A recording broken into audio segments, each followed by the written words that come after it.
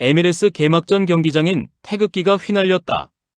LAFC 대 인터 마이애미 MLS 2026 개막전. 전 세계가 기다린 한 경기. 미국 로스앤젤레스의 밤하늘 아래 축구 역사에 길이 남을 한 경기가 시작되려 하고 있었습니다. LAFC, 인터 마이애미, 손흥민 대 메시. 이름만 들어도 가슴이 뛰지 않으십니까? 리오넬 메시. 아르헨티나가 낳은 축구의 신. 월드컵 우승, 발롱도르 8번, 챔피언스리그 재패. 인류가 축구를 시작한 이래 이런 선수가 또 나올 수 있을까 싶은 그 이름. 그리고 손흥민. 경기도 춘천에서 태어나 아버지 손흥정 씨의 혹독한 훈련을 이겨내고 유럽 최고의 무대 프리미어리그에서 무려 12년을 뛰어온 우리의 아들. 아시아 선수 최초로 프리미어리그 득점왕에 오른 그 이름. 이 두 사람이 같은 피치 위에 서게 된 것입니다. 단순한 리그 개막전이 아니었습니다. 이건 동양과 서양의 만남이었고 현재와 전설의 충돌이었으며 무엇보다 우리 가슴속에 살아 숨쉬는 한 청년의 또 다른 도전이었습니다. 경기 시작 전 스타디움을 가득 메운 2만 2천 명의 관중들. 그 중에는 태극기를 들고 온 교민들도 있었고 손흥민의 등번호 7번 유니폼을 입은 미국인들도 있었고 아르헨티나 국기를 흔드는 메시 팬들도 있었습니다. 경기 시작 호루라기가 울리기도 전에 이미 이 경기는 역사가 되고 있었습니다. 여러분, 오늘 우리가 함께 볼 이야기는 단순한 축구 이야기가 아닙니다. 한 한국 청년이 세상에서 가장 위대한 선수와 맞서 어떻게 당당히 자신의 이름을 새겼는지에 관한 이야기입니다. 경기 이틀 전 LAFC 공식 홈페이지가 잠시 접속 불능 상태가 됐습니다. 이유는 하나였습니다. 티켓 예매가 몰린 것입니다. 뱅크 오브 캘리포니아 스타디움의 개막전 티켓은 전석 매진이 됐습니다. 그것도 모자라 안표 가격이 정가의 4배, 5배까지 치솟았습니다. ESPN, 폭스 스포츠, 영국 BBC, 그리고 한국 MBC, SBS까지 전 세계 수십 개 채널이 이 경기를 생중계하겠다고 나섰습니다. 보통 MLS 정규 시즌 경기가 이런 대우를 받는 일은 메시가 오기 전까지만 해도 상상도 못했던 일이었습니다. 그런데 손흥민이 오자 또 한 번 판이 달라졌습니다. 유니폼 판매량을 한번 보겠습니다. 손흥민 이적 발표 후 72시간 동안 LAFC 공식 온라인 스토어의 7번 유니폼 판매량은 전년도 같은 기간 대비 15배가 뛰었습니다. 미국뿐 아니라 한국, 일본, 베트남, 태국, 인도네시아에서도 주문이 쏟아졌습니다. SNS는 그야말로 폭발이었습니다. 손흥민 MLS, 선대 메시가 전 세계 실시간 트렌드 1위에 올랐고 유튜브에서는 손흥민 LAFC 훈련 영상이 공개 하루 만에 조회수 1000만을 넘겼습니다. LA 현지 분위기는 또 어땠을까요? 한인 교민들이 모여 사는 코리아타운에서는 경기 당일 대형 스크린 앞에 수백 명이 모였습니다.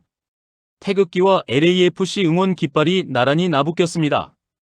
음식점마다 손흥민 응원 세트가 등장했고 LA 아닌 상가 곳곳에 현수막이 내걸렸습니다. 메시가 MLS 문을 열었다면 손흥민은 그 문을 아시아 전체를 향해 활짝 열어젖힌 것입니다. 전반전 메시의 지배. 경기 시작 직후 분위기는 인터 마이애미가 가져갔습니다. 메시였습니다. 역시 메시였습니다. 그는 나이 38배도 여전히 달랐습니다. 볼을 받는 순간 시간이 느려지는 것 같았습니다. 주변 6명의 움직임을 동시에 파악하면서 상대 수비 사이에 아주 좁은 틈을 찾아내는 능력. 인간의 뇌로 그게 어떻게 가능한지 과학자들도 아직 다 설명하지 못한다고 합니다. 인터 마이애미는 메시를 중심으로 마치 은하계가 별 하나를 중심으로 도는 것처럼 움직였습니다. 볼 점유율은 60%를 훌쩍 넘겼습니다. 몇 번의 날카로운 프리킥은 LAFC 골키퍼의 손을 아슬아슬하게 스치고 나갔습니다. LAFC 진영에서는 긴장감이 흘렀습니다. 관중석도 조용해지는 순간이 있었습니다. 역시 메시는 메시구나. 아무리 손흥민이어도 그런 분위기였습니다. 그런데 카메라가 손흥민을 잡았습니다. 그는 지고 있지 않았습니다. 초조해하지도 서두르지도 않았습니다. 조용히 오른쪽 측면에서 위치를 잡고 상대 수비수의 무게의 중심을 읽고 팀 동료들의 움직임을 눈으로 조율하고 있었습니다. 어렸을 때부터 아버지께 들은 말이 있다고 합니다. 흥민아, 축구는 발로 하는 게 아니야. 머리로 하는 거야. 그 말이 생각나는 순간이었습니다. 전반 45분이 끝났습니다. 스코어는 0대 0. 하지만 진짜 경기는 이제부터였습니다. 승부의 순간 손흥민의 어시스트. 후반전 시작과 함께 LAFC의 전술이 달라졌습니다. 전반에 무게를 두고 지키던 LAFC가 후반에는 적극적으로 전방 압박을 걸기 시작했습니다. 그리고 그 선두에 손흥민이 있었습니다. 후반 61분, LAFC가 상대 진영에서 볼을 빼앗았습니다. 빠르게 이어진 패스 2개.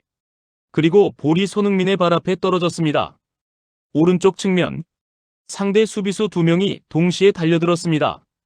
이 상황, 여러분이라면 어떻게 하시겠습니까? 대부분은 볼을 뒤로 돌려 다시 빌드업을 하거나 아니면 혼자 돌파를 시도했을 겁니다. 손흥민은 달랐습니다. 수비수 2명이 자신에게 쏠린 바로 그 순간 중앙 공간이 열린다는 것을 느꼈습니다. 오른발로 볼을 살짝 안쪽으로 당기는 척하며 수비목의 중심을 흔들었습니다. 그 찰나 중앙으로 침투해 들어오는 팀 동료를 향해 낮고 빠르고 정확한 패스 한 방. 타이밍이 완벽했습니다.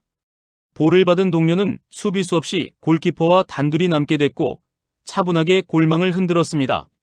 스타디움이 폭발했습니다. 손흥민은 두 팔을 벌리고 동료들에게 달려갔습니다. 그의 얼굴에는 환한 웃음이 피었습니다. 관중석 곳곳에서 태극기가 흔들렸습니다. 단순한 어시스트 하나가 아니었습니다.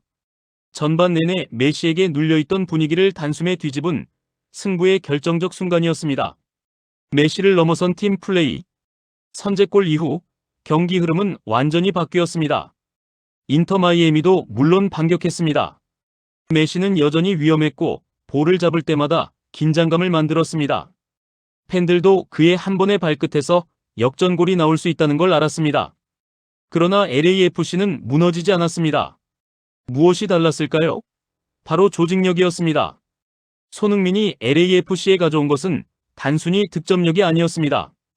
그는 11년 동안 토트넘에서 프리미어리그 최고의 감독들 밑에서 익힌 팀 전술 이해도와 헌신적인 수비 가담을 함께 가져왔습니다. 볼을 빼앗기면 첫 번째로 뛰어 추격하는 선수. 동료가 힘들 때 측면을 채워주는 선수. 경기 후반 체력이 떨어지는 순간에도 스프린트를 멈추지 않는 선수. 이런 손흥민의 헌신이 팀 전체의 에너지가 됐습니다. 후반 막판 LAFC는 추가 득점에 성공했습니다. 이번에는 손흥민이 직접 측면을 돌파하며 얻어낸 기회에서 나온 골이었습니다. 최종 스코어 3대 0. 메시의 인터 마이애미는 볼 점유율에서 앞섰지만 득점파는 LAFC를 가리키고 있었습니다. 개인의 천재성과 팀의 조직력이 맞붙었을 때 어느 쪽이 이기는가? 이 경기는 그 질문에 명확하게 답했습니다. 경기 종료 호루라기가 울리자마자 전 세계 SNS가 다시 한번 폭발했습니다. 손흥민 어시스트, LAFC 손흥민, 선 비치메시 실시간 검색어를 도배했습니다. 하이라이트 영상은 유튜브에 올라온 지 1시간 만에 조회수 500만을 넘겼고 그날 저녁이 지나기 전에 1000만을 돌파했습니다. ESPN 해설위원은 이렇게 말했습니다. 오늘 가장 결정적인 순간을 만든 건 손흥민이었다. 영국 스카이 스포츠는 아시아 축구의 위상이 오늘 밤 다시 한번 증명됐다고 썼습니다. 한국에서는 새벽에 경기를 본 팬들이 SNS에 인증사진을 올렸습니다. 새벽 3시인데 잠이 안 온다. 자랑스럽다 손흥민. 댓글창은 감동의 물결이었습니다. 경제적 파급 효과도 즉각적이었습니다. 경기 직후 몇 시간 만에 LAFC 공식 스토어에 손흥민 유니폼은 다시 한번 동이 났습니다. LA 한인타운 일대 음식점과 상가들은 갑작스러운 손님 증가로 즐거운 비명을 질렀습니다. 한 교민 식당 주인은 이렇게 말했습니다. 손흥민 선수 덕분에 우리 한국 사람들이 이 동네에서 어깨를 더 펴고 다니게 됐어요. 그 말이 어쩌면 이 경기의 의미를 가장 잘 담고 있는 것 같습니다. 상징성 아시아가 MLS 중심에 서다. 잠깐 한 발짝 물러서서 생각해 보겠습니다.